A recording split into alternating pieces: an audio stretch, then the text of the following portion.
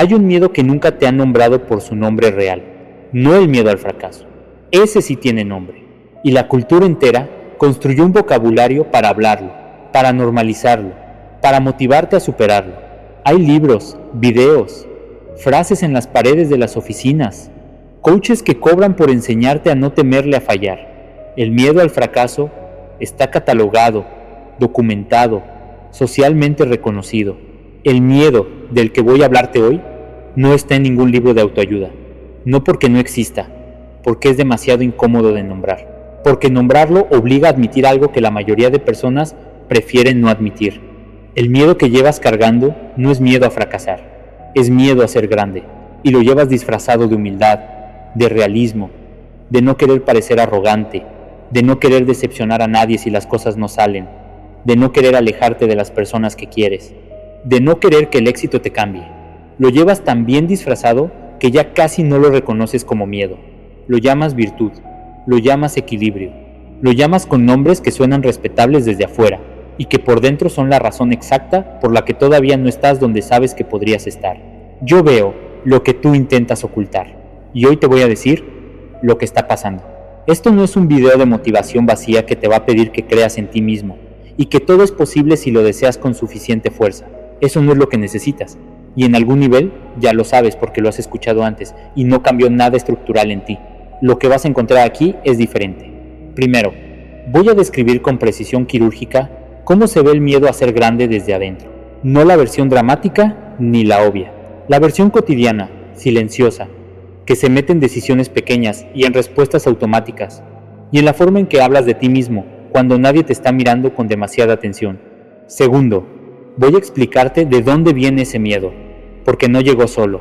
Alguien te lo enseñó, algo lo instaló, y cuando ves exactamente de dónde viene, pierde una parte importante de su poder sobre ti.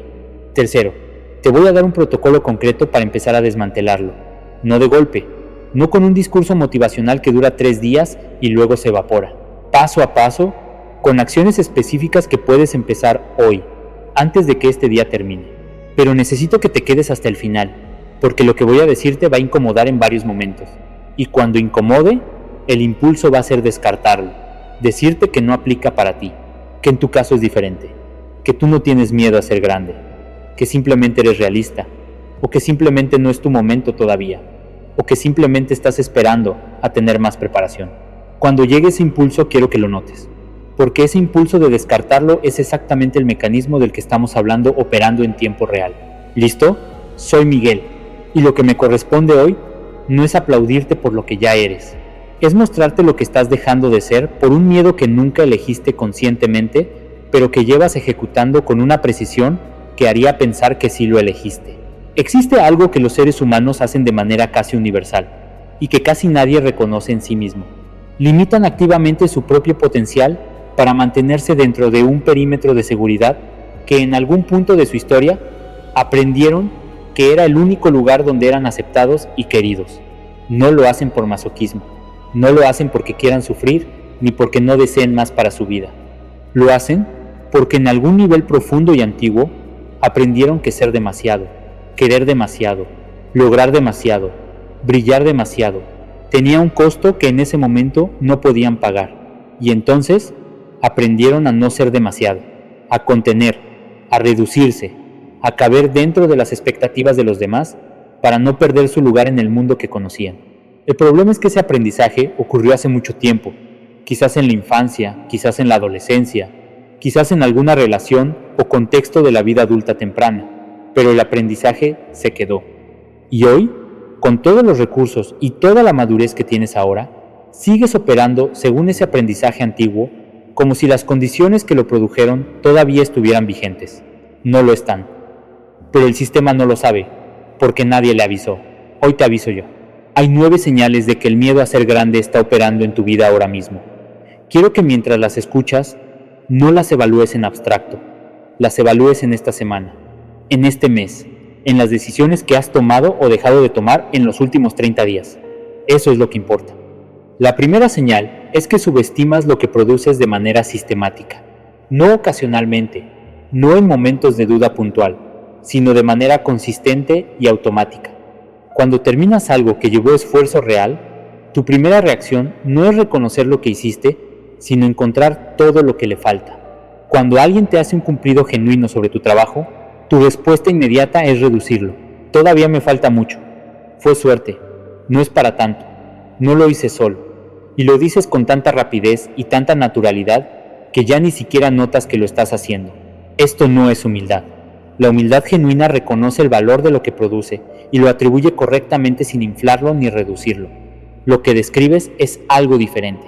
Es un mecanismo automático de reducción que funciona independientemente de la calidad real de lo que hiciste. Puedes haber producido algo extraordinario y el mecanismo lo reduce de todas formas. Puedes haber tenido un logro verificable y medible y el mecanismo lo achica antes de que puedas recibirlo completamente. Y la pregunta es, ¿para qué sirve ese mecanismo? Sirve para mantenerte dentro de un tamaño que sientes que es seguro, un tamaño donde no generas expectativas demasiado grandes en otros que luego podrías no cumplir, un tamaño donde no te expones demasiado, un tamaño donde si algo sale mal el golpe no es tan grande porque tampoco habías construido tanto. Es protección, pero te protege de cosas que ya no necesitas evitar y al mismo tiempo te impide recibir lo que mereces recibir. La segunda señal es que tienes una relación incómoda con el dinero, el reconocimiento o ambos. Cuando el trabajo va bien y los resultados llegan, hay una parte de ti que se incomoda, que empieza a buscar razones para que no dure, que minimiza el éxito ante los demás antes de que alguien más lo haga, que tiene dificultad para poner precios justos a lo que produce, porque en el fondo, una parte de ti no está del todo convencida de que lo que produces vale lo que cuesta, que se siente extraña cobrando bien, siendo reconocida públicamente, ocupando espacios de visibilidad. No estoy hablando de una incomodidad razonable ante lo nuevo. Estoy hablando de un patrón que se repite cada vez que las cosas van bien, que produce sabotaje justo en los momentos donde el crecimiento es más real y más cercano. Como si algo en tu interior tuviera un termostato configurado para un cierto nivel de éxito, y cada vez que la temperatura sube más de eso, el termostato activa el sistema de enfriamiento automáticamente. Ese termostato no lo pusiste tú conscientemente, pero hoy tú eres el único que puede reconfigurarlo. La tercera señal es que postergas las acciones que te expondrían más. Hay cosas que sabes que necesitas hacer para que lo que construyes crezca. Publicar con más frecuencia, hablar en público, lanzar lo que llevas meses preparando, pedir esa colaboración, hacer esa propuesta, contactar a esa persona, enviar ese proyecto, cosas concretas identificables que están esperando que tú las ejecutes y que llevan semanas o meses esperando, y no las haces. No porque no tengas tiempo, no porque no tengas la capacidad, sino porque ejecutarlas implicaría ser visto de una manera nueva, con una exposición mayor que la que tienes ahora. Y la exposición mayor significa que más personas tendrán acceso a lo que produces y a quién eres. Y más personas con acceso significa más posibilidades de ser juzgado, criticado, malinterpretado, rechazado, así que lo preparas más, lo revisas otra vez, lo perfeccionas un poco más, esperas a que esté completamente listo, completamente pulido, completamente a prueba de cualquier crítica posible, y mientras esperas a que esté completamente listo, el tiempo pasa y las oportunidades también, y eso se siente más seguro que exponerte imperfecto. La perfección como estrategia de postergación es uno de los disfraces más sofisticados del miedo a ser grande, porque parece virtud, parece que te importa la calidad y a veces sí te importa, pero hay un punto donde ya no es sobre la calidad del producto, es sobre el miedo a lo que pasa cuando el producto sale al mundo y el mundo lo ve. La cuarta señal es que reduces tus metas antes de compartirlas con otros. Tienes en tu cabeza una versión de lo que quieres que es más grande y más específica y más ambiciosa de lo que le dices a nadie. Cuando alguien te pregunta qué quieres lograr, la respuesta que das es una versión reducida de la respuesta real. Una versión que cabe dentro de lo que crees que el otro va a encontrar razonable. Una versión que no va a generar la mirada de escepticismo o la pregunta implícita de ¿quién te crees que eres? Y con el tiempo, de tanto repetir la versión reducida, la versión grande se va haciendo más difusa, más lejana, más del terreno de lo que quizás algún día, en alguna circunstancia diferente, podría ser posible, que del terreno de lo que estás construyendo activamente ahora mismo. Las metas que no dices en voz alta pierden oxígeno, y las metas que no dices porque temes la reacción de otros son metas que ya llevan la marca del miedo desde antes de ser perseguidas. Ese miedo las sigue acompañando en cada paso y hace el camino el doble de difícil de lo que tendría que ser. La quinta señal es que tienes relaciones donde inconscientemente te haces más pequeño. Hay personas en tu vida ante quienes te contratas, no de manera dramática ni consciente, pero cuando estás con ellas, cuando hablas con ellas sobre lo que estás haciendo, algo en ti ajusta el volumen, suaviza el entusiasmo, baja la ambición del relato, se hace un poco más humilde, un poco más dudoso, un poco menos seguro de lo que normalmente serías si esa persona específica no estuviera en la conversación. Quizás es alguien de tu familia, que en algún momento pasado respondió a tus ambiciones con escepticismo o con miedo disfrazado de preocupación. Quizás es alguien de tu entorno cercano, cuyo nivel de logro actual es menor que el tuyo, y ante quien sientes algo que se parece a culpa si muestras completamente lo que estás construyendo. Quizás es alguien que ha criticado a personas exitosas en tu presencia de una manera que te dejó claro que el éxito tiene un costo relacional que no quieres pagar. El achicamiento ante ciertas personas no es consideración, es el miedo a ser grande manifestándose en el nivel relacional. Y tiene consecuencias concretas. Te acostumbras a presentarte reducido en los espacios donde más tiempo pasas, y esa reducción practicada se va volviendo tu modo por defecto. La sexta señal es que explicas excesivamente tus logros. Cuando algo te sale bien, cuando alcanzas algo que requirió esfuerzo real, cuando una decisión que tomaste produce un resultado positivo, sientes la necesidad de contextualizarlo tanto que casi lo desaparece. Me fue bien, pero fue porque logré esto, aunque en realidad sí llegamos a ese número, pero el mercado estaba. La suerte tuvo mucho que ver. Las circunstancias ayudaron. No estás siendo honesto sobre los factores que contribuyeron. Estás desactivando el logro antes de que alguien más lo cuestione. Estás llevando la crítica tú mismo, con anticipación, para que si alguien más la trae, no te tome por sorpresa. Estás manejando la percepción de los demás de manera activa para asegurarte de que nadie piense que te crees demasiado. Eso tiene un nombre. Se llama síndrome del impostor, en su manifestación más activa y conductual. No solo el sentimiento interno de no merecer los logros, la conducta activa de comunicar ese no merecimiento a los demás antes de que ellos lleguen a sus propias conclusiones. Y la pregunta que ese patrón no quiere que te hagas es esta: ¿qué pasaría si simplemente recibieras el logro? Si lo nombraras sin las 5 frases de contexto, si dijeras, me fue bien y punto, sin el inventario de razones por las que no deberías celebrarlo tanto. La séptima señal es que tienes más claridad sobre los riesgos de crecer que sobre las posibilidades que el crecimiento abre. Cuando piensas en lo que implicaría estar en un nivel mayor al que estás ahora, el pensamiento va primero y con más detalle hacia los problemas potenciales, la envidia que podría generar, las responsabilidades adicionales que vendrían, las personas que quizás se alejarían, las formas en que podrías fallar de manera más visible, las expectativas que tendrías que sostener, las maneras en que el éxito podría cambiar relaciones que ahora valoras. Todo eso es real y merece ser considerado, pero la proporción importa. Si llevas mucho más tiempo y mucho más detalle pensando en los riesgos del crecimiento que en las posibilidades que abre, el sistema está sesgado. Está buscando activamente razones para no moverse, y cuando el sistema busca razones para no moverse, siempre las encuentra. Siempre hay un riesgo más que considerar, una variable más que evaluar, una razón más por la que quizás este no es exactamente el momento correcto.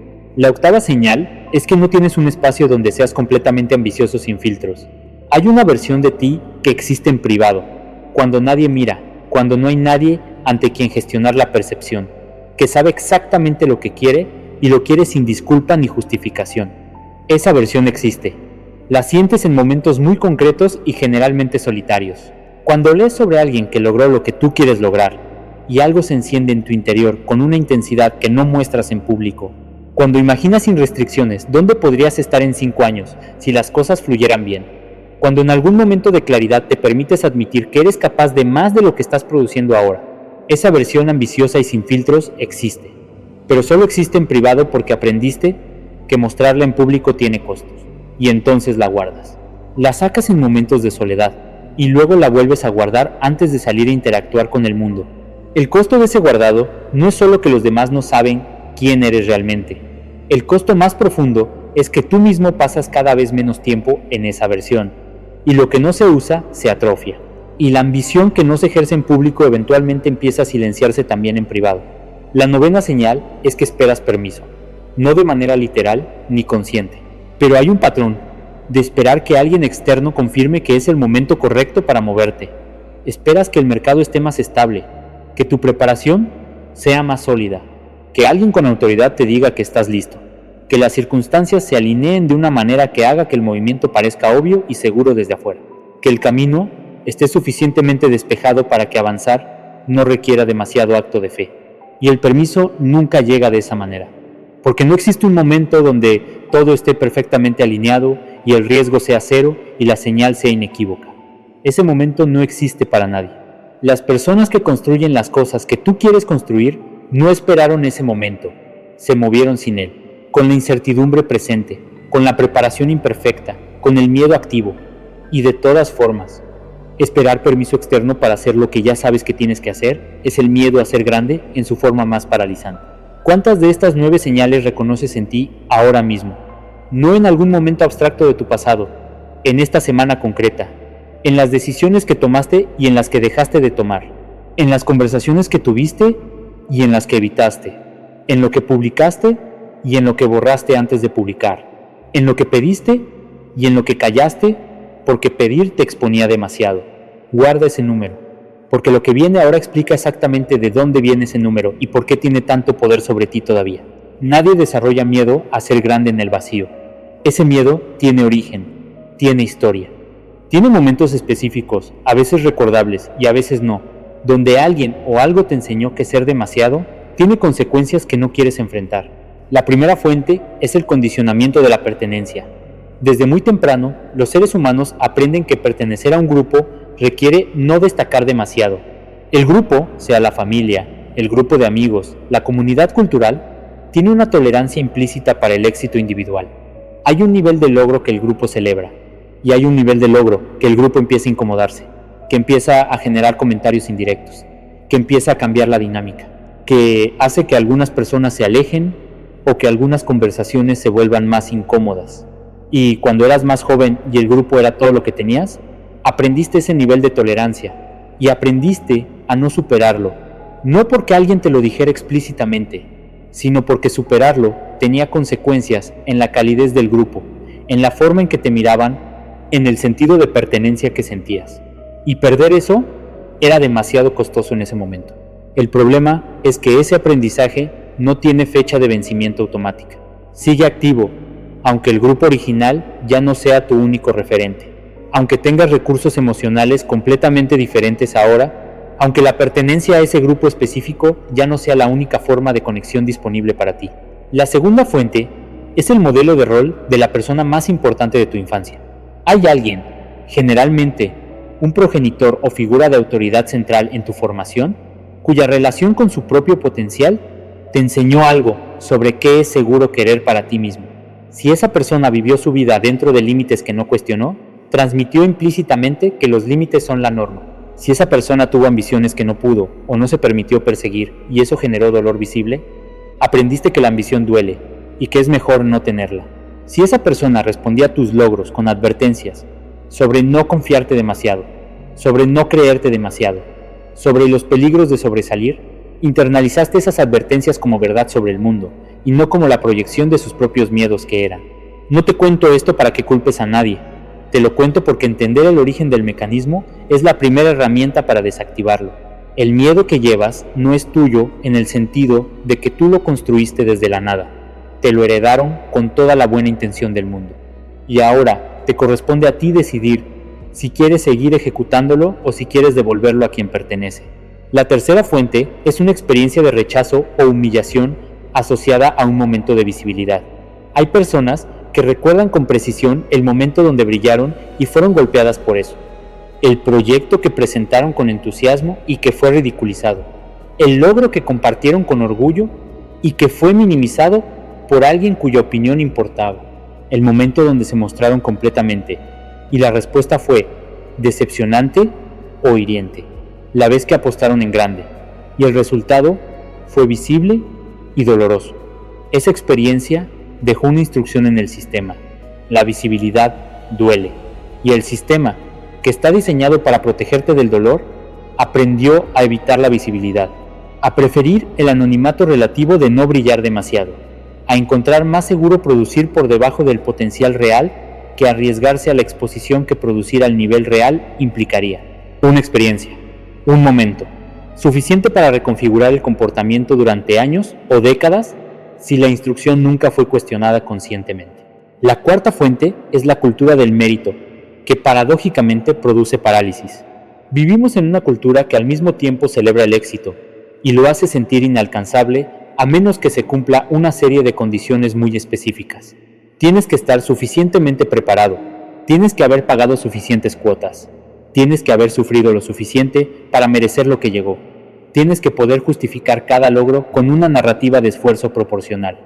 Y si el logro llegó más fácil de lo esperado, o si todavía no sientes que sufriste lo suficiente, hay una voz interna que dice que no lo mereces todavía, que hay que esperar, que hay que pagar más antes de poder recibir.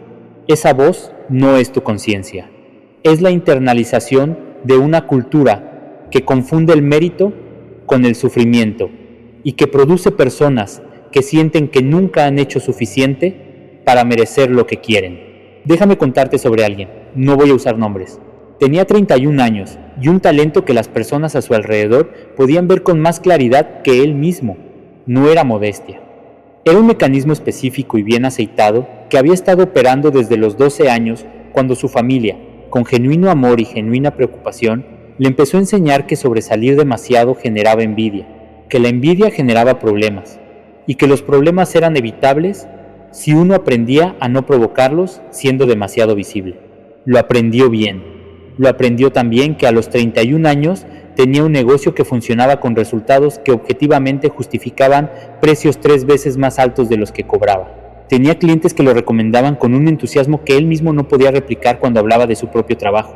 Tenía una lista de cosas que quería lanzar y ofrecer, y construir que llevaba 2 años esperando en un documento que abría y cerraba sin actuar sobre él. Cada vez que estaba a punto de subir el precio, algo lo detenía. Una voz razonable que decía quizás todavía no, quizás con un poco más de experiencia, quizás cuando el portafolio sea más sólido. Cada vez que estaba a punto de publicar algo que mostrara completamente lo que sabía hacer, revisaba el borrador hasta que lo suavizaba lo suficiente como para que no brillara demasiado. Cada vez que alguien le preguntaba cómo le iba, la respuesta tenía siempre una palabra de cautela al final. Bien, aunque todavía hay mucho por mejorar. Creciendo, aunque despacio. Bien, pero sin confiarse. Un día, un cliente, alguien que lo conocía bien y que tenía la confianza suficiente para decir lo que pensaba, le hizo una pregunta que no esperaba.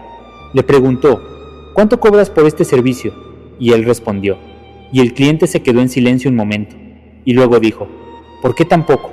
Y antes de que él pudiera responder con cualquiera de las razones que tenía preparadas, el cliente continuó. Lo que me hiciste este mes valió 5 veces lo que me cobraste. Y sé que lo sabes. Esas 5 palabras al final. Y sé que lo sabes. Se quedaron en él durante días. Porque eran ciertas. Él sabía el valor de lo que producía, lo había sabido siempre, y aún así cobraba lo que cobraba, no porque no lo supiera, sino porque cobrar lo que valía requería pararse en un lugar de autoridad sobre su propio trabajo que el mecanismo antiguo no le permitía sostener sin activar la alarma. Lo que siguió no fue inmediato ni dramático, fue una serie de decisiones pequeñas tomadas con una honestidad nueva. Subió el precio en la siguiente propuesta, no lo multiplicó por 5 de golpe.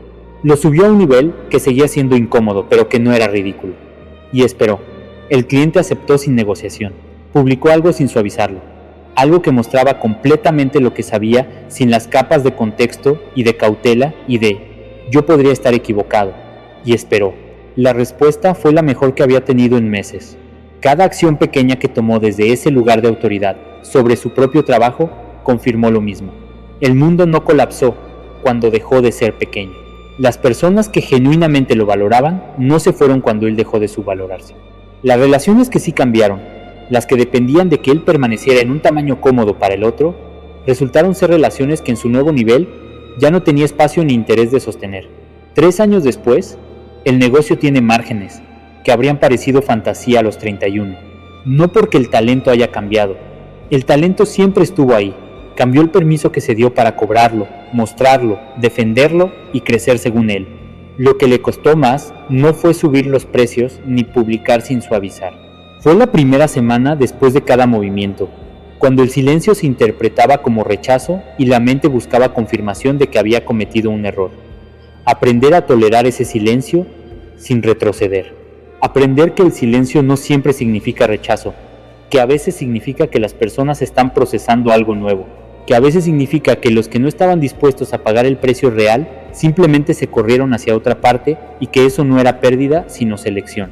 Hay algo en tu negocio, en tu trabajo, en lo que produces, cuyo precio, cuya visibilidad, cuya exposición has mantenido artificialmente bajo, no por razones de mercado, sino por razones de miedo. No te pido que me respondas a mí, te pido que te respondas a ti con la honestidad que esa pregunta merece. Segunda historia. Alguien que llevaba 4 años escribiendo, no en secreto ni por hobby marginal, escribiendo con una calidad que sus lectores cercanos describían consistentemente con palabras que ella descartaba sistemáticamente. Sus lectores decían extraordinario, y ella escuchaba interesante.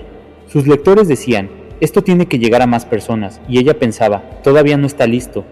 Sus lectores decían, tienes que publicar esto, y ella encontraba siempre una razón más para esperar. El texto que guardaba en un archivo que había abierto y cerrado cientos de veces en 4 años tenía 200 páginas. Estaba terminado por cualquier criterio razonable. Estaba terminado desde hacía 18 meses, pero ella seguía revisándolo. Seguía encontrando una frase que mejorar, un párrafo que reestructurar, una idea que desarrollar un poco más, y con cada revisión el texto mejoraba marginalmente, pero el tiempo de publicación se alejaba. Lo que nadie veía desde afuera, y que ella misma tardó en ver desde adentro, era el mecanismo exacto. Mientras el texto permanecía en el archivo, era perfecto en potencia. Podía ser todo lo que imaginaba que podía ser, porque nadie excepto sus lectores cercanos lo había visto. Y la perfección en potencia es infinitamente más segura que el producto publicado, que el mundo puede juzgar con los criterios del mundo, y no con los de la imaginación. Publicar significaba que el texto dejaba de ser perfecto en potencia, y se convertía en algo que el mundo podía ver, evaluar, criticar, comparar, ignorar. Significaba que ya no había ninguna pantalla entre lo que ella era capaz de producir y el veredicto público. Y ese veredicto podría no coincidir con la versión que existía en su imaginación. Y ese desajuste posible entre lo que imaginaba que era su capacidad y lo que el mundo confirmara que era su capacidad era demasiado amenazante para arriesgarlo. El momento de quiebre llegó cuando una escritora que ella admiraba, alguien sin ninguna relación personal con ella, publicó en una conversación pública algo que no iba dirigido a nadie específico, pero que llegó como si lo fuera. Dijo, el texto que no publicas no ayuda a nadie. Y añadió, el miedo que llamas perfeccionismo es egoísmo disfrazado, porque te protege a ti y priva al lector que lo necesita. Esa segunda parte la golpeó de una manera que no esperaba, porque había construido la espera como un acto de responsabilidad hacia el lector. Quería que el texto fuera el mejor que podía ser antes de llegar a quien lo necesitara, y esa escritora que no la conocía le devolvió la imagen completamente invertida. La espera no era responsabilidad hacia el lector, era protección de ella misma a expensas del lector. Publicó 3 semanas después, sin otra revisión, sin otra vuelta, con el texto que tenía. Y la respuesta fue lo que sus lectores cercanos habían anticipado durante 4 años. No perfecta, no sin críticas, no sin lectores que no conectaron con el trabajo, pero real, con alcance real, con personas reales que escribieron para decirle que algo en esas páginas había nombrado algo que ellos llevaban sin nombre, y que ese nombre lo había cambiado a algo. 4 años de espera para llegar a personas que ya podría haber alcanzado hace 4 años. 4 años de lectores posibles que mientras tanto estaban sin el texto que los hubiera servido. Tienes algo que produces, que está esperando un nivel de perfección, que en realidad nunca va a llegar, porque la perfección no es el criterio real, sino el miedo a ser juzgado quien detiene la publicación. No lo justifiques todavía, solo obsérvalo. Tercera historia. Alguien que en su entorno inmediato era la persona más capaz en la sala, en casi cualquier sala en la que estaba, no de manera arrogante ni declarada. Era una realidad que los demás notaban antes que ella, y que las demás personas comentaban entre sí con una regularidad que ella nunca conoció, porque nunca estaba presente en esas conversaciones. Lo que ella sí notaba era algo diferente, una incomodidad específica cuando las cosas iban demasiado bien, una tendencia a sabotear exactamente en los momentos donde el éxito era más real y más cercano. El sabotaje no era dramático, era preciso y casi invisible. Llegaba tarde a reuniones que importaban, olvidaba seguir con oportunidades que había generado con semanas de trabajo. Introducía dudas sobre sus propias propuestas justo cuando las propuestas tenían más tracción. Pedía opiniones adicionales sobre decisiones que ya había tomado correctamente, generando retrasos que eventualmente costaban las oportunidades que habían desencadenado. Lo llamaba perfeccionismo, lo llamaba humildad, Lo llamaba no querer comprometerse con algo que no estaba completamente segura de poder sostener. Y esas explicaciones eran suficientemente razonables como para no ser cuestionadas por nadie a su alrededor. Lo que estaba debajo de esas explicaciones no lo vio sola. Lo vio en una conversación con alguien que la conocía desde hace mucho y que le hizo una pregunta simple. ¿Qué crees que pasaría si todo lo que estás construyendo realmente funcionara al nivel que podría funcionar? No, ¿qué pasaría si funcionara un poco? Al nivel que podría funcionar si no te metías en el camino. Y ella respondió, con logística, con planes, con cosas que tendría que cambiar, organizar, delegar. Y la persona dijo, eso es el qué. Te pregunté, ¿qué crees que te pasaría a ti? Y en el silencio que siguió, apareció algo que no había tenido espacio de articularse antes. Apareció el miedo real, no al fracaso, al éxito a ese nivel y a todo lo que implicaba, a las expectativas que generaría, a la soledad que podría traer si el nivel de lo que construía se alejaba demasiado del nivel de las personas cercanas, al peso de ser la que siempre puede con todo y que no puede bajar la guardia porque hay demasiado que depende de que ella pueda, al vértigo de no tener techo claro, de que si llegabas a cierto nivel, el siguiente nivel aparecía inmediatamente y no había un punto de llegada claro donde finalmente pudieras descansar de ser tan capaz. Eso era lo que estaba debajo del sabotaje, no incompetencia, no falta de preparación. El miedo a llegar y a que llegar significara más peso, más soledad, más expectativa, sin un horizonte claro de cuándo era suficiente. Lo que cambió no fue que el miedo desapareciera, cambió que lo nombró, y nombrarlo le permitió cuestionarlo en lugar de simplemente obedecerlo. ¿Será que el éxito real inevitablemente produce soledad? ¿O eso es una historia que me contaron o que me conté? ¿Será que si llego a ese nivel ya no puedo descansar nunca? ¿O eso también es una historia? ¿Hay personas que construyeron grandes cosas y mantuvieron relaciones reales y se dieron permiso de descansar? La respuesta a todas esas preguntas era sí. Hay personas que hicieron exactamente eso. Y si ellas pudieron, la razón por la que yo no podría tendría que ser específica y articulable, no una sensación vaga de que el éxito tiene un precio que no quiero pagar. El sabotaje no desapareció de un día para otro, pero cada vez que aparecía, ahora lo reconocía. Y reconocerlo le daba la oportunidad de elegir, de decidir conscientemente si ejecutaba el sabotaje, o si lo observaba y seguía adelante de todas formas. Y con el tiempo, la frecuencia del sabotaje fue bajando, no porque el miedo desapareciera, sino porque el espacio entre el impulso del miedo y la acción se amplió lo suficiente para que la decisión consciente pudiera entrar.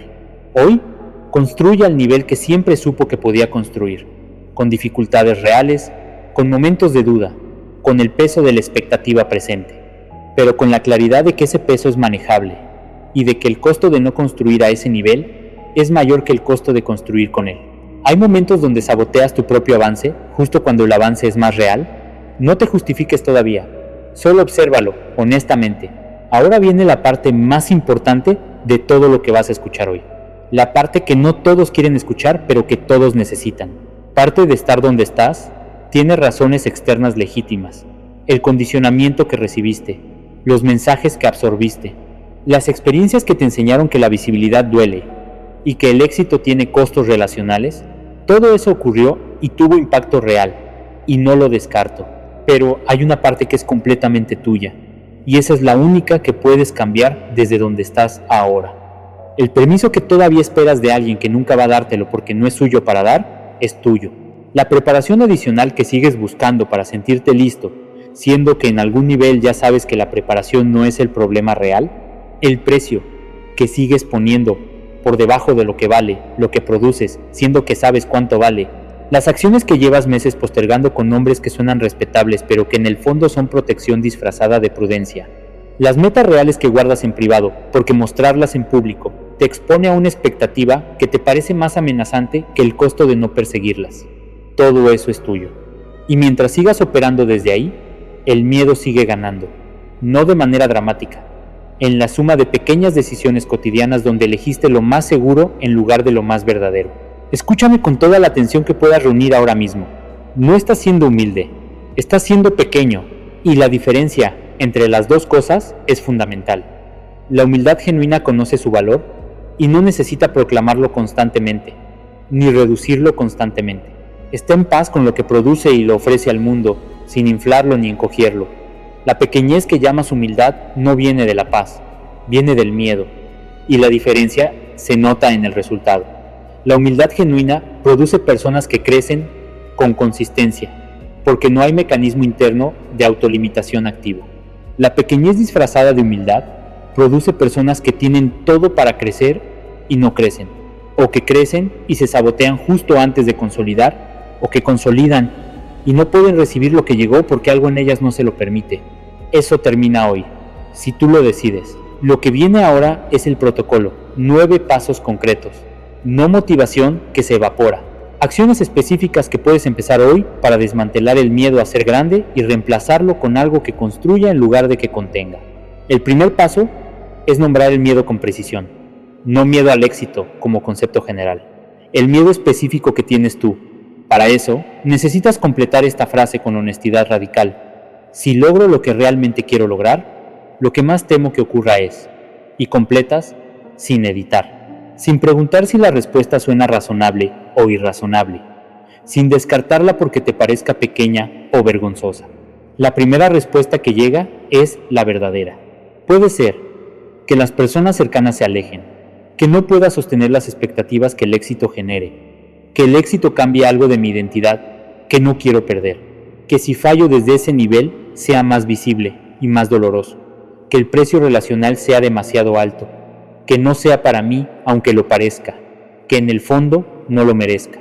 Cualquiera de esas respuestas es válida, y cualquiera de esas respuestas puede ser cuestionada una vez que está nombrada. Lo que no puede ser cuestionado es lo que permanece sin nombre. El mecanismo que no está articulado no puede ser evaluado ni desafiado, solo puede ser obedecido en piloto automático. El segundo paso es buscar la evidencia que contradice el miedo. Una vez que tienes el miedo específico nombrado, te haces una pregunta. ¿Hay personas que llegaron al nivel que yo quiero y no experimentaron lo que yo temo? No personas perfectas, ni circunstancias ideales. Personas reales, con historias reales que construyeron a ese nivel y que tienen relaciones reales, que descansan, que son reconocidos por las personas que les importan, que no perdieron lo que más valoraban cuando crecieron. Esas personas existen, y su existencia es evidencia directa de que el precio que le asignas al éxito no es un precio universal ni inevitable, es una historia específica que aprendiste en un contexto específico, y las historias se pueden actualizar cuando la evidencia lo justifica. El tercer paso es fijar un precio justo para lo que produces y cobrarlo, no en algún momento cuando te sientas más listo. En la siguiente propuesta, cotización, oferta o conversación, donde el precio sea relevante, sin el inventario de razones por las que tal vez es demasiado, sin la pregunta anticipada de qué va a pensar el otro, el número que corresponde al valor real de lo que ofreces, comunicado con la misma tranquilidad con que comunicarías cualquier otro dato. Esto va a generar incomodidad.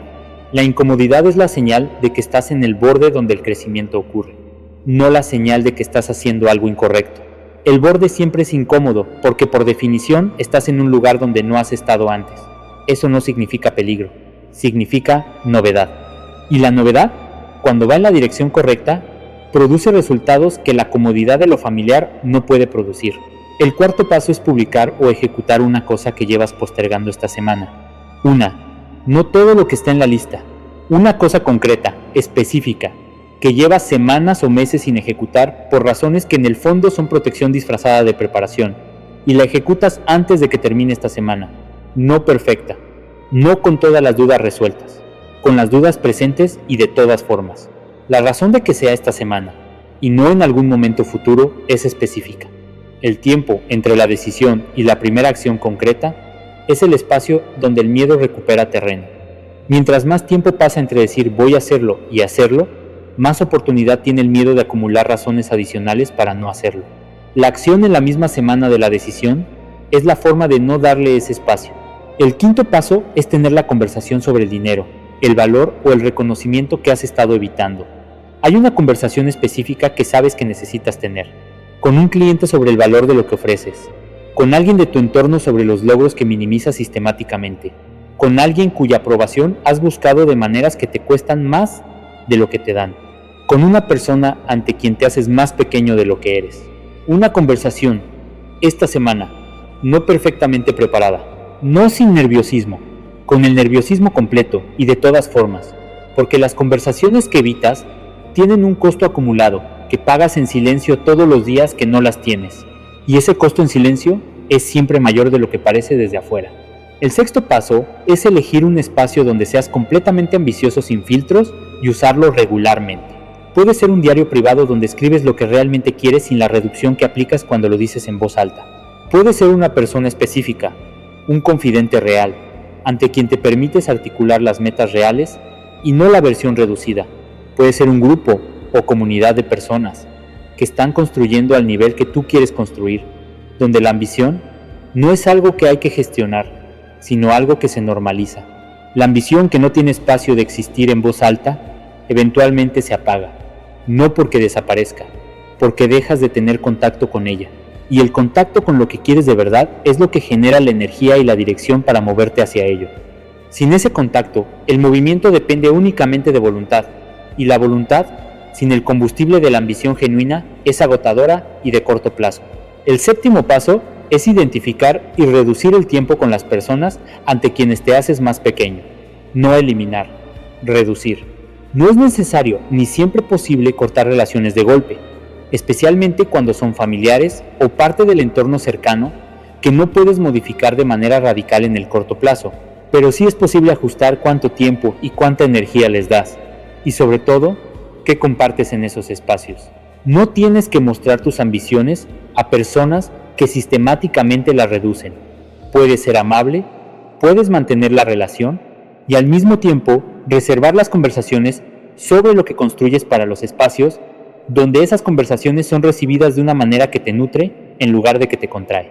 El octavo paso es practicar recibir sin desactivar. Cuando alguien te diga algo genuino y positivo sobre lo que produces, tu única respuesta permitida en los próximos 14 días es gracias. No gracias, pero. No gracias aunque. No gracias aunque me falta mucho. Gracias. Punto. Y aguantar el silencio incómodo que viene después si viene, sin llenarlo con reducción, sin agregar el inventario de razones por las que el cumplido no debería ser tomado demasiado en serio. Esto parece pequeño. No lo es. Cada vez que recibes un reconocimiento sin desactivarlo, estás entrenando al sistema a tolerar que te vean de una manera más grande que la que le resulta cómoda. Y esa tolerancia se acumula. Y con el tiempo, la distancia entre el tamaño que el mundo ve en ti y el tamaño que tú mismo te permites ver se va achicando, hasta que eventualmente coinciden. El noveno paso es el compromiso de no esperar más permiso externo para el siguiente movimiento que sabes que tienes que hacer. Hay algo concreto que sabes que es el siguiente paso. No el siguiente paso ideal, ni el siguiente paso cuando todo esté listo. El siguiente paso disponible ahora con lo que tienes. Y te comprometes a darlo sin esperar la señal externa que confirme que es el momento correcto, porque esa señal no va a llegar de afuera. Porque el permiso que buscas afuera es el que solo existe adentro, y la única forma de activarlo es ejercerlo, una vez, y luego otra vez, y luego otra. La primera vez siempre es la más difícil, porque es la primera vez que el sistema no tiene referencia de que puede sobrevivir a moverse sin permiso externo. Después de la primera vez, tiene la referencia. Y cada vez siguiente es un poco menos difícil. No fácil, un poco menos difícil. Y eso es suficiente. Llegamos al momento más importante de todo lo que has escuchado hoy. No el más cómodo, el más necesario. Hay algo que quiero que entiendas con toda la claridad que puedas reunir en este momento. No como idea interesante que piensas durante este video y luego se mezcla con todo lo demás. Como una realidad que se asienta en ti de una manera que cambia algo en la forma en que te mueves a partir de hoy. El mundo no necesita la versión reducida de ti. El mundo ya tiene suficientes personas operando por debajo de su potencial real. Ya tiene suficientes personas produciendo a un nivel que no corresponde con lo que son capaces, que cobran menos de lo que vale su trabajo, que guardan en privado lo que el mundo necesita que salga, que esperan un permiso que nadie les va a dar, que se hacen pequeños ante personas que no merecen ese poder, que subestiman lo que producen, hasta convencerse de que no hay mucho que ofrecer. El mundo no necesita uno más de eso. Lo que el mundo necesita, lo que las personas específicas que podrían ser afectadas por lo que tú puedes construir necesitan, es la versión completa. La versión que cobra lo que vale, la versión que publica sin suavizar, la versión que dice en voz alta lo que quiere sin la reducción preventiva, la versión que se permite ser grande sin pedir disculpas por eso. Y la única persona que puede tomar la decisión de que esa versión salga eres tú. No mañana, cuando estés más listo. No cuando las circunstancias sean más favorables.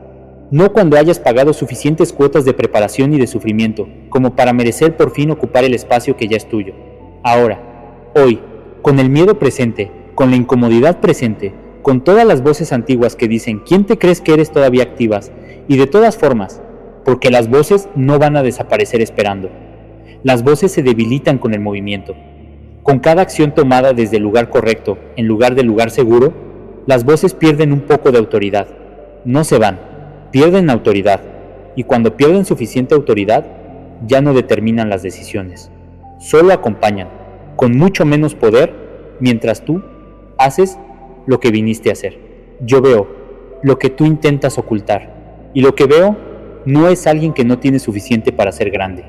Lo que veo es alguien que tiene todo lo que necesita y que lleva tiempo conteniéndolo, por un miedo que nunca fue suyo y que ya no le sirve para nada. Lo que veo es a alguien que está exactamente en el punto donde la decisión importa más, no el punto del comienzo, donde todo es posibilidad sin forma, el punto donde ya hay algo construido, ya hay claridad sobre lo que podría ser, ya hay suficiente evidencia de la capacidad y la única variable que queda es la decisión de moverse desde ahí con toda la fuerza que eso requiere. Hoy se corta el ciclo de hacerte pequeño. Hoy empieza la construcción desde el tamaño real. Si tú lo decides, antes de que te vayas, 4 cosas concretas. Primera, si algo de lo que escuchaste hoy te reconoció, si algo te llegó de la manera que llegan las cosas que son verdad, escribe en los comentarios exactamente esto. Hoy dejo de hacerme pequeño. Sin explicación. Solo eso. Porque declararlo en un espacio público es diferente a pensarlo en privado. La declaración pública crea una responsabilidad que el pensamiento privado no crea. Y este espacio de comentarios puede convertirse en el lugar donde cientos de personas hacen la misma declaración al mismo tiempo. Y ver que otros también lo decidieron es a veces la confirmación que alguien más necesita para decidirlo. Segunda, hay alguien en tu vida que tiene exactamente lo que describes, que se hace pequeño sistemáticamente, que tiene más de lo que muestra, que espera un permiso que nadie le va a dar, alguien cuyo potencial tú puedes ver con más claridad que él o ella mismos. Mándale este video, sin presión, sin explicación larga, solo. Creo que esto te puede dar algo que necesitas hoy.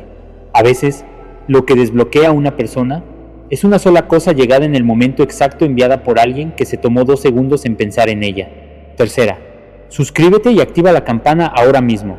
Lo que escuchaste hoy es el inicio de una conversación más larga. El próximo mensaje que viene en este canal va a la raíz del mecanismo específico que más impide que las personas con capacidad real la traduzcan en construcción real. El mecanismo que opera entre la intención y la acción y que convierte a personas capaces en personas que observan desde los márgenes lo que podrían estar protagonizando. Si llegaste hasta aquí, necesitas ese mensaje. Y el algoritmo no garantiza entregártelo si no estás activo y suscrito. Tú decides lo que recibes. Cuarta, comparte este video con alguien hoy. Porque hay personas en tu entorno que están paralizadas por este mismo miedo y que no tienen nombre para lo que les pasa, que lo llaman prudencia, que lo llaman humildad, que lo llaman realismo, sin saber que lo que les pasa tiene un nombre más preciso y una solución más concreta. Dale el nombre, dale el mapa, dale el protocolo. A veces, lo que necesita una persona para moverse no es más talento, ni más preparación, ni más tiempo. Es entender con precisión qué la está deteniendo. Una última cosa. Yo veo lo que tú intentas ocultar. Y lo que veo no es alguien que no es suficiente. No es alguien que necesita más tiempo o más preparación o más señales de que es el momento.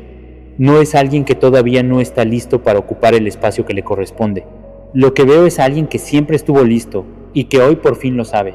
Hoy deja de hacerse pequeño, si tú lo permites.